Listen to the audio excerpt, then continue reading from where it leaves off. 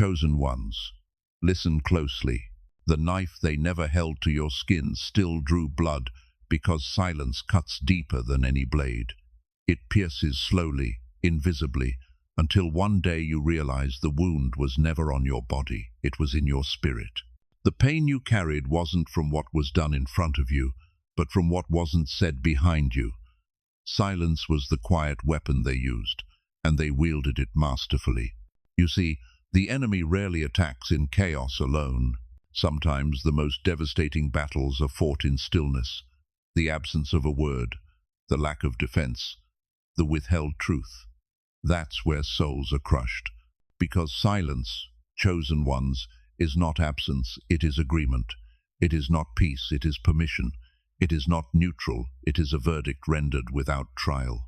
Those who stood by when they should have spoken up weren't neutral observers, they were co-conspirators in disguise. They traded your dignity for their comfort, your pain for their peace.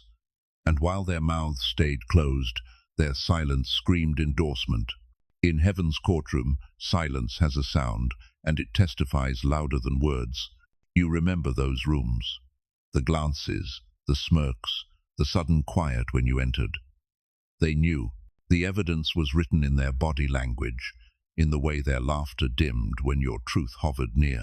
Every unspoken word was a choice, a deliberate act of self-preservation at the cost of your humanity. They didn't lose their voice, they forfeited it. They didn't forget what happened. They decided it wasn't worth the inconvenience to remember. Chosen ones, understand this. Cowardice often wears a calm face. It smiles at injustice and calls it staying out of drama. It hides behind excuses like, "It's not my place," or "I don't want to make it worse." But neutrality in the face of wrong is not wisdom, it's wickedness, dressed in restraint. The moment someone witnesses evil and chooses quiet, they are no longer innocent, they are an accessory. That's why silence cuts so deep, because it pretends to be harmless while doing the work of harm. It allows abusers to continue, systems to rot, and victims to be erased in plain sight. It's betrayal disguised as politeness, and it wounds you twice, first by what was done, and again by what was never said. But hear me clearly, chosen ones. Their silence did not mean your pain was invisible. Heaven heard what earth ignored. The silence that surrounded you was not emptiness, it was a stage for revelation. While they hid, God was watching. While they stayed quiet, heaven was recording. Every avoided word, every averted gaze, every false smile, it's all written down. Silence has fingerprints, and justice has a memory. So don't confuse their quiet for victory. They thought their silence buried the story, but silence cannot bury truth. It only delays its echo. And that echo is beginning now. You are that echo. Your survival is heaven's response. What they refuse to say, your life now declares. The weapon of cowards was silence. But the weapon of the chosen is truth. And truth, no matter how softly spoken, will always break through the walls built by fear. So stand firm, chosen one. Their silence was their confession. Your endurance is your testimony, and heaven itself is amplifying your voice. Chosen ones, hear this truth. Their silence was not an accident, it was a calculation. When the moment came to stand for what was right, they did not freeze in confusion. They measured. They weighed the cost of your pain against the comfort of their peace, and when the scale tipped, they chose what felt safe. Comfort was their currency, and they spent it freely to buy protection from discomfort, conflict, or consequence. Your suffering became the silent transaction that kept their world stable. They told themselves stories to justify it. It's not my business. It's better if I stay out of it. I don't want to make things worse. But beneath those polite excuses lay one cruel truth. I value my peace more than your pain. That is the hidden economy of cowardice. When truth becomes expensive, people begin to bargain with conscience. They trade righteousness for reputation, empathy for ease, and courage for comfort. They don't want to risk rejection or confrontation, so they outsource the cost to those strong enough to endure it. You became the scapegoat that allowed them to feel safe. They weren't confused. They were comfortable. They weren't unsure. They were secure in their silence. Because silence preserves privilege, it keeps invitations coming, jobs intact, and relationships unchallenged. You, chosen one, represented the disruption of that comfort. You were the storm that would have forced them to step out from under their umbrellas, and they were never willing to get wet. The irony is that the comfort they clung to was temporary and hollow. The peace they bought was counterfeit. Comfort built on compromise always collapses, because anything purchased at the cost of integrity has an expiration date. Their silence, meant to shield them, will one day speak as testimony against them. People who stay quiet to protect their image believe they've escaped judgment. But heaven keeps ledgers. Every unspoken defense, every turned head, every "I didn't want to get involved," it's all recorded. Silence may sound peaceful on earth, but in eternity it echoes as betrayal. Chosen ones, you must understand. You were not abandoned because you were unworthy. You were abandoned because your pain was expensive. They were unwilling to pay the price of loyalty or lose the perks of pretending not to see. But that is precisely what separates you from them. You carried what would have crushed them. You bore the weight of integrity when others ran from the invoice of conviction. While they saved their image, you saved your soul. Do not envy the comfortable. Their comfort was a loan that will demand repayment. Judgment collects what comfort hides. You may have lost their company, but you gained clarity. You forfeited shallow approval, but you secured divine favor. For while they bought peace with silence, you purchased truth with pain. And truth is the only currency heaven truly honors. Chosen ones, what happened to you was never a mystery of human weakness. It was a display of moral arithmetic. The crowd that stood around you wasn't frozen in fear or confusion. They were doing calculations. They measured the cost of compassion against the comfort of compliance.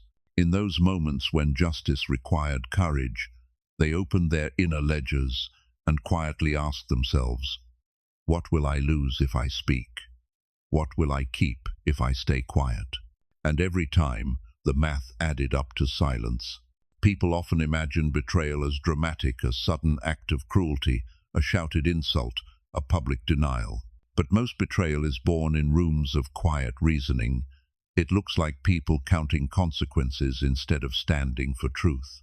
They calculate their reputations, their alliances, their invitations, and they decide that silence is cheaper than loyalty. They treat morality like a transaction and righteousness like a liability. It is not that they did not care. It is that they cared about the wrong things. The tragedy of this kind of cowardice is that it feels intelligent in the moment. They convinced themselves they were being practical, cautious, even diplomatic. They told themselves that neutrality was wisdom, when in truth it was convenience dressed as restraint. They watched injustice unfold and called their inaction staying out of trouble. They told themselves they were protecting their peace, but what they were really protecting was their privilege. In the invisible marketplace of moral decisions, silence was the currency they offered to buy safety. You must see how deliberate it was. Each time you remember that day, that conversation, that moment when no one spoke up, remind yourself that what looked like paralysis was actually participation. They weren't frozen, they were weighing. Some calculated their professional risks, others their social standing. Some even saw opportunity in your downfall, the chance to move up a rung on the ladder built from your pain. They performed the math of self-preservation and decided your dignity was an acceptable loss. But heaven keeps different equations. While they subtracted courage to preserve comfort, heaven multiplied grace in your life. Every voice that stayed silent became a line item in their own debt. Because silence is never free, it always costs someone something. The safety they purchased for themselves was bought at the expense of your peace. And that imbalance will one day be corrected, because divine justice never leaves an account unsettled. So, chosen ones, stop wondering why they didn't intervene. They could have. They simply didn't want to pay the price of being good when goodness was inconvenient. Stop confusing their inaction with inability. It was a decision, a moral investment in their own comfort. Let that revelation bring peace to your mind, not bitterness to your heart. Because when you understand that the crowd's silence was calculation, not confusion, you reclaim your power. Their equation protected them for a moment, but your endurance rewrote the math. You were the variable they could not predict, the one who survived, stood, and proved that courage has a longer return than comfort ever will. Chosen ones, what hurt the most wasn't only what was done to you, but what was hidden. The truth existed, records, messages, conversations, witnesses, but it was buried beneath layers of fear and calculation. Proof was present, proof was clear, but proof became a weapon in the wrong hands. Those who could have cleared your name chose instead to protect their own. They held the truth like a shield, not to defend the innocent, but to preserve their comfort. It's a strange kind of cruelty. When people don't just watch harm, they document it. When they collect evidence, not to stop the fire, but to keep the ashes as leverage. They stored your story like a secret currency, deciding when or if to spend it. Screenshots that could have spoken became bargaining chips. Conversations that could have freed you were archived like insurance policies. They didn't forget, they strategized. And that strategy was betrayal disguised as restraint. The truth is that silence is never empty, it's loaded. Each unspoken fact is a decision. Each withheld piece of proof is a line in the story rewritten to favor the comfortable. They convinced themselves they were being discreet, that timing mattered, that someone else should step forward first. But the real reason they stayed quiet was self-preservation. Truth, once spoken, would have cost them their alliances, their appearances, their peace. And to them, your justice was simply too expensive. So they hid behind caution while holding your liberation in their hands. They said, "It's complicated," and "I don't want to get involved," as if morality were a matter of convenience. But the truth is simple. If you possess evidence of wrong and choose silence, you become complicit in that wrong. They didn't just fail to help, they empowered the lie by starving the truth. Yet, chosen ones, take heart, because time is God's subpoena, and nothing buried stays hidden forever. The same proof they concealed will one day testify not against you, but against them. The words, the files, the memories, they are witnesses waiting for their moment to speak. What they used to shield themselves will become the very record that reveals them. So don't despair over what was withheld. The delay of truth is not the death of it. The silence that protected them will one day echo with confession. Their refusal to act didn't erase your story. It preserved evidence for heaven's trial. And when the time comes, the record will be read, the truth will stand, and every hidden fact will return to the light that cannot be denied. Chosen ones, the hardest truth to face is this: not everyone who stayed silent was neutral. Some were watching, waiting, even hoping for your downfall. They didn't just ignore your struggle, they anticipated your collapse. They studied your pain like spectators at a theater, waiting for the curtain to fall. Every stumble was entertainment, every tear a form of proof to them that you were destined to break. Your suffering became their prediction, and your endurance became their irritation. Some people never wanted you to heal because your healing would dismantle the story they built about you. Your defeat made them feel justified. It let them say, "See, I was right about them all along." Your pain validated their passivity, excused their cowardice, and soothed their conscience. As long as you stayed broken, they didn't have to question their silence. Your fall would have been their relief, a clean ending that required no reflection. They clapped for your collapse in private, hiding their applause behind pity. They whispered that you were struggling, while secretly hoping the struggle would consume you. Their words carried concern, but their hearts carried competition. Because, chosen one, your resilience threatened them. Your light exposed their shadows. Every time you stood up again, you forced them to face the weakness in themselves. That's why they couldn't cheer your recovery. It reminded them of the strength they never cultivated. Understand this. People who have built their identity on your failure can't celebrate your success. It dismantles their self-made hierarchy. They need your suffering to feel safe, your silence to feel superior. That's why your healing will never fit their narrative. But it doesn't have to. You were never meant to play the part they wrote for you. You were meant to rewrite the ending they rehearsed. And you did. Every breath you took when they expected silence was a declaration of defiance. Every time you refused to collapse, you stripped their gossip of its power. You turned their mockery into mirrors reflecting their own emptiness. They underestimated the divine resilience written in your DNA. What they thought would break you only refined you. The fire they waited to consume you became the forge that shaped you. Chosen one, you must see the poetry in it. Their anticipation of your end became the evidence of your endurance. Their silence became applause for your survival. The more they watched for your failure, the more heaven prepared your comeback. Because when you rose, it wasn't just you who stood, it was truth itself standing in flesh. So, hold your head high. Don't waste breath trying to convince the spectators who sold tickets to your pain. Let them watch in silence as grace rewrites your story. The same mouths that doubted you will have to speak your name again, but this time with reverence. Your survival is not just a victory, it's a verdict.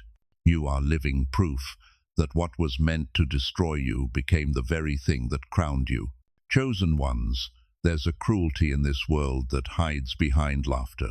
It isn't the loud kind of laughter that fills rooms with joy, it's the quiet, knowing kind that feeds on someone else's suffering. Your pain, your struggle, your tears became the topic of whispered jokes and subtle smirks. They turned your life into a spectacle, your heartbreak into their amusement. You weren't just misunderstood, you were monetized in the currency of gossip. People love a tragedy as long as it doesn't cost them anything. They watched your struggle like spectators at a play, safe in the comfort of their seats, detached yet entertained. Each new hardship became another episode in the story they told about you, a story that made them feel superior, righteous, or simply relieved that it wasn't their life unraveling. They didn't just ignore what was done to you, they narrated it, dramatized it, and shared it like a scandal. You became content in their conversations, proof that their own silence was justified. That's how empathy dies, when the suffering of another becomes social glue. They bonded over your downfall, finding belonging in your brokenness. Their mockery was a mask for guilt, their humor a disguise for cowardice. By making you the punchline, they shrank the distance between themselves and the ones who harmed you. Laughter became a shield, deflecting responsibility. And gossip, oh gossip was their applause, clapping for the very injustice they claimed to dislike. Chosen ones, I need you to understand this. The moment your pain became their pastime, their humanity began to decay. Turning suffering into entertainment is spiritual rot. It erodes compassion, warps morality, and transforms witnesses into accomplices. They traded empathy for engagement. They used your wounds to buy attention. That's not ignorance, that's exploitation. But here's the divine reversal: they didn't realize that. By making a show out of your pain, they revealed their emptiness. You see, only small souls feed on someone else's sorrow. And when you began to heal, when you started reclaiming your dignity, you took away the script they depended on. Without your misery to discuss, their conversations fell silent. Your recovery ruined their entertainment. your peace destroyed their performance. So let them talk, or let them stop talking. Either way, you've already won.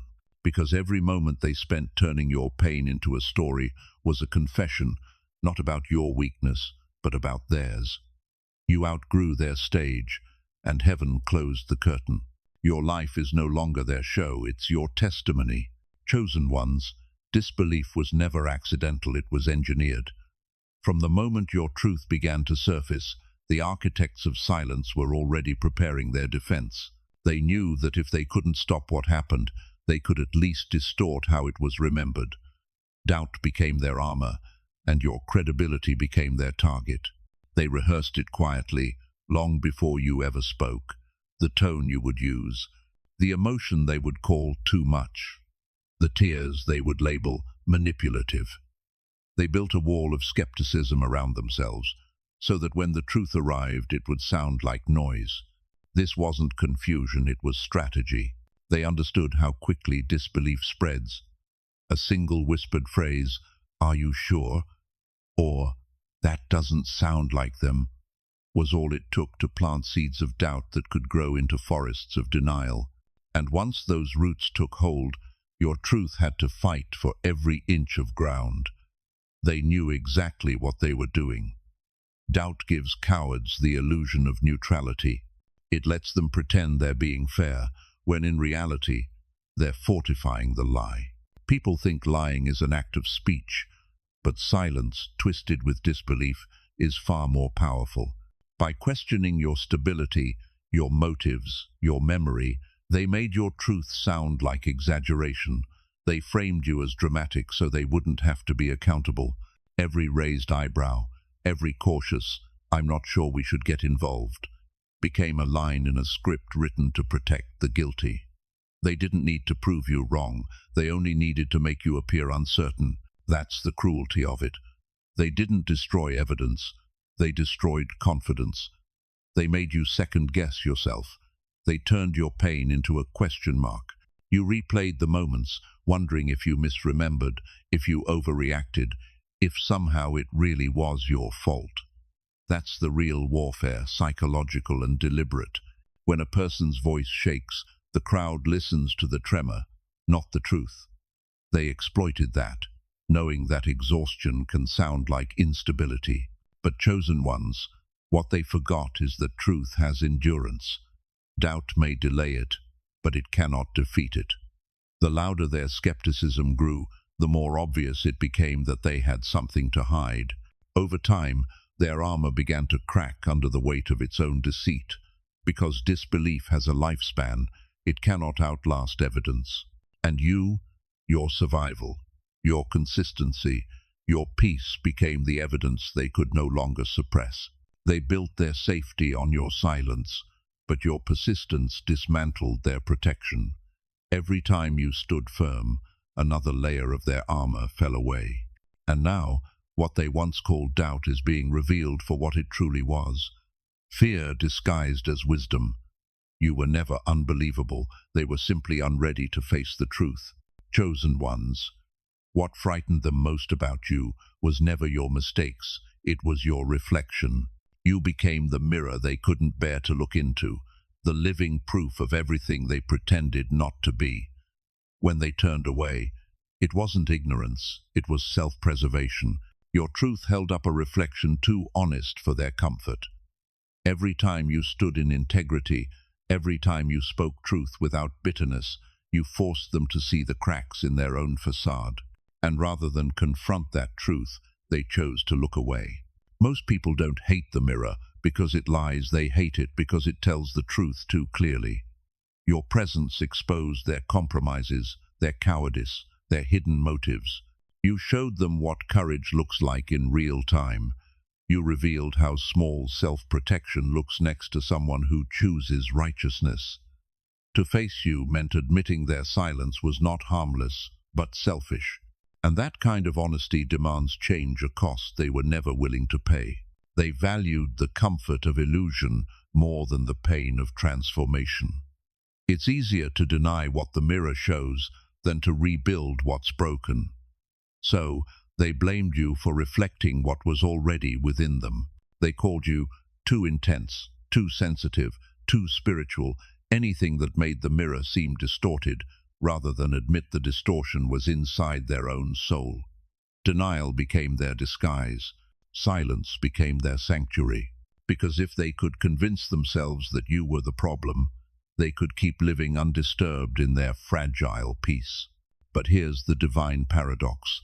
They tried to escape your reflection, yet they couldn't stop being haunted by it. Every time your name came up, every time your strength resurfaced, something in them trembled. The image they ran from never disappeared. It followed them like conscience in motion. That's what being chosen does. You don't just reveal darkness, you remind it that light still exists. Your endurance wasn't just survival, it was revelation. Chosen ones, understand this. You were never the problem, you were the proof. You didn't expose their shame, you illuminated their potential for redemption. Whether they embrace that reflection or continue to hide from it is no longer your burden. Your task was never to fix their vision, but to stay true to your own. Keep shining, even if they flinch. Keep standing, even if they avert their eyes. Because one day, when the noise fades and the illusions crumble, they will finally have to look, and when they do, your reflection will still be standing, unshaken, radiant with the truth they spent their lives avoiding. You are not their mirror of guilt. You are their reminder of grace. And that, chosen one, is your power. Chosen ones, betrayal doesn't always come with knives or noise. Sometimes it comes with promotions, smiles, and subtle applause. Some people didn't just stay silent when you fell. They climbed higher because of it. Your loss became their ladder. While you were being pushed aside, they were stepping up. While you were holding pieces of yourself together, they were rearranging their positions, rewriting the story so your suffering became their opportunity. This kind of betrayal is quiet but deliberate. It hides beneath professionalism, diplomacy, and charm. They acted as if they were helping, yet every neutral choice they made tilted the balance in their favor. They used your name in rooms you weren't invited into. They took credit for ideas you birthed through sweat and pain. They filled the space your absence created and called it destiny. But make no mistake, it was theft. They built their comfort on your chaos, their confidence on your collapse. And the world applauded them, because success built on silence looks neat from a distance. No one sees the scaffolding of exploitation beneath it, but heaven sees. Every opportunity gained through your exclusion, every whisper that replaced your truth, every alliance that grew from your absence, it's all recorded. Because gain achieved through betrayal is not promotion, it's probation. Time will test what they built. You must understand, chosen one, that your fall was never failure. It was a filter. It exposed who would climb instead of lift. It revealed who valued power over principle. And though it cost you dearly, it gave you clarity. While they built shallow empires on convenience, you were being fortified in integrity. And integrity, though slower to rise, lasts longer than manipulation ever can. Let them keep their ladders. You're building altars. What they constructed on your pain will crumble the moment the wind of truth blows. Because when something is erected on lies, it cannot stand in the light. You may have been the stepping stone they used, but you are also the cornerstone they will one day need. And when that time comes, your strength will speak louder than their titles. So stand tall, chosen one. You didn't lose. You were repositioned. They climbed ladders built from your suffering, but heaven has been preparing a throne built from your endurance. And when you rise, and you will, they will finally understand the difference between temporary elevation and eternal favor. Chosen ones, not all anger is sin. Some anger is sacred. Some flames were never meant to destroy, but to purify. What you feel inside the fire that burns when you recall the injustice, the silence, the betrayal, isn't bitterness trying to control you, it's clarity trying to teach you. That is righteous anger. And if you let it flow through wisdom, it will not consume you.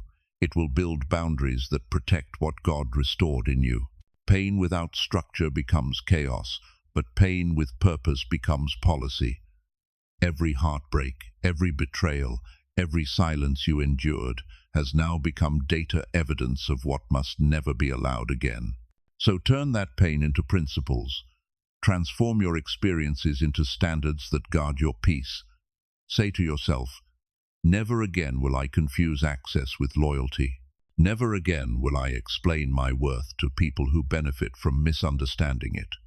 This is not hardness, it is holiness. Boundaries are not walls. They are walls with gates, and only truth gets the key. You owe no one access who has not earned it through accountability.